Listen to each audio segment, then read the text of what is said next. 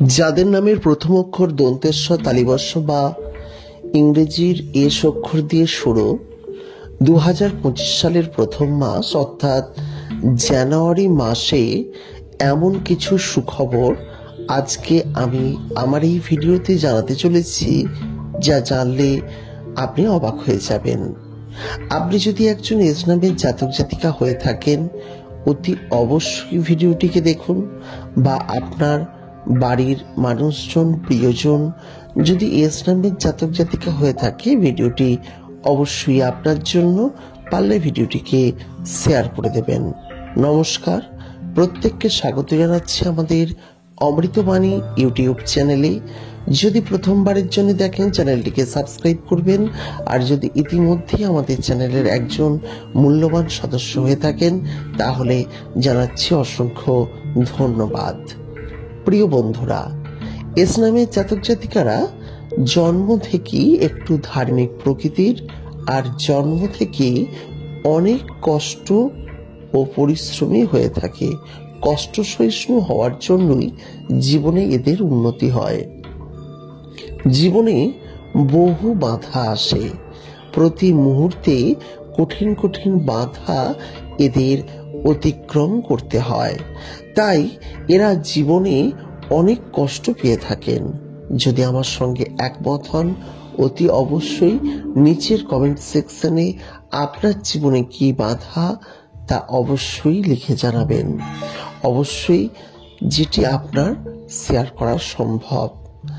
তবে এই এস নামের জাতক জাতিকারা একটা বয়সের পর কিন্তু জীবনে সুখ লাভ করে। তবে সেই বয়সটি সবার জন্য সমান নয়। কারোর ক্ষেত্রে 30 বছরেও শুরু হতে পারে, আবার কারোর ক্ষেত্রে 50 বছর বয়সেও সেই সুখ লাভ শুরু হতে পারে। তখন জীবনে আর তেমন কোনো বাধা বিপত্তি থাকে না, অর্থের অনটন থাকে না, আর জীবনে যে কাজই করে সেই কাজে সফলতা মেলে। আজ আমি এই ভিডিওতে জানাবো এস নামের জাতক জাতিকাদের জানুয়ারি মাসের ভাগ্যফল।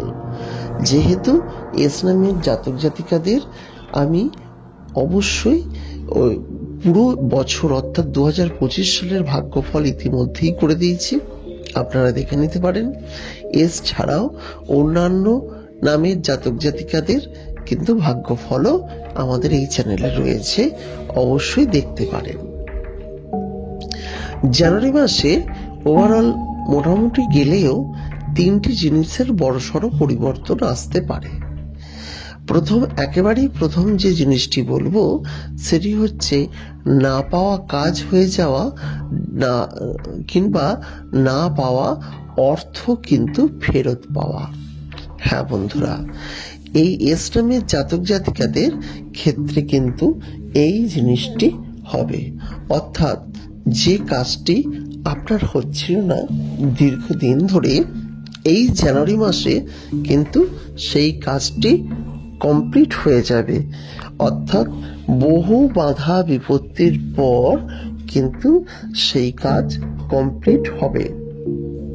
সেটা সরকারি কোনো কাগজপত্রের কাজ হতে পারে, বা যে কোনো কাজ, যে কাজটি আপনার দরকার ছিল দীর্ঘদিন ধরে, আপনি বহু কষ্ট করেও করে উঠতে পারছিলেন না, সেটি জানুয়ারি মাসে হয়ে যাওয়ার সম্ভাবনা কিন্তু প্রবল থেকে প্রবলতর।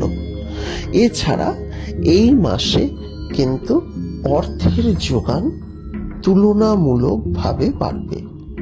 তুলনামূলকভাবে বাড়বে মানে কমবে তো অবশ্যই না, কিন্তু অনেক পাওনা অর্থ, আপনার পরিশ্রমের অর্থ কিন্তু এই মাসে আপনি পেয়ে যাবেন। এই কথাটা মিলিয়ে নেবেন। ডিসেম্বর মাসের ক্ষেত্রেও কিছু কিছু পাওনা হতে পারে, কিন্তু জানুয়ারি মাসে সব থেকে বেশি পরিমাণে আপনি এই পাওনা অর্থ কিন্তু ফেরত পাবেন। এটাও কিন্তু অবশ্যই আপনার জন্য একটি সুখবর। যে টাকাগুলো আটকে রয়েছে, সেই টাকাগুলো কিন্তু খুব সহজেই চট করে আপনি এই সময় ফেরত পেয়ে যেতে পারেন। এছাড়া আরেকটি সুখবর রয়েছে। এই সময় দাম্পত্য জীবনের দুর্দান্ত উন্নতি হবে। দাম্পত্য জীবনের উন্নতি বলতে দাম্পত্য জীবনে সুখ শান্তি সমৃদ্ধি লাভ হবে এবং যাদের দাম্পত্য কলহ ছিল তাদের ক্ষেত্রে কিন্তু একটা পজিটিভ সেন্স তৈরি হবে, পজিটিভ বার্তা কিন্তু পাবেন। অর্থাৎ দাম্পত্য জীবনের ক্ষেত্রে আপনারা কিন্তু অনেকটা পজিটিভ দিকে যাবেন এই মাসে। জীবনে যেমন সুখ শান্তির পরিমাণ বাড়বে, দাম্পত্য জীবনে যদি অশান্তি কলহ লেগে থাকে সেক্ষেত্রে দাম্পত্য জীবনে আপনারা সুখ লাভ করতে পারবেন।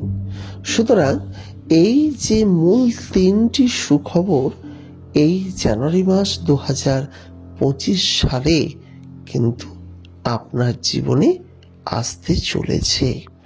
এখন অনেকের কাছে প্রশ্ন থাকে যে আমার জীবনে ঠিক অতটা প্রভাব হয় না।